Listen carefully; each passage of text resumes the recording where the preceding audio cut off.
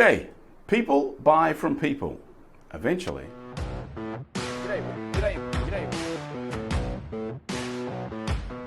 People buy from people. We've all heard it before. It's kind of like sales 101.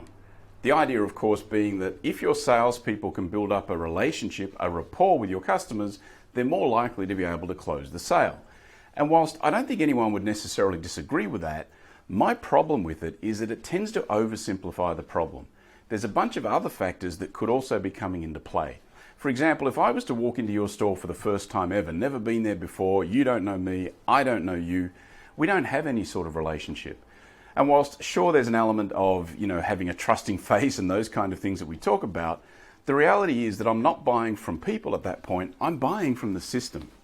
And so what you need to think about is maybe your system is wrong. And by the system, there's a whole bunch of factors that come into play. We're talking about maybe the brand name of the store, the brand name of the products, the packaging, the pricing strategies you put in place, the sales process you put in place. Do your salespeople pounce on people when they come through the door, or do they let people shop around a bit and just make sure that they're around to help out? And so when you've got a sales problem, when you're not getting the sort of sales and the closing that you want, don't necessarily just assume that it's always a people problem. I heard someone saying this again last night on another podcast, and it drove me mad because what it tends to do is say it's all about the people. And it's not always all about the people, certainly not at that initial stage. Eventually, of course, it'll all come down to people. But I think we oversimplify that selling is just a people-to-people problem.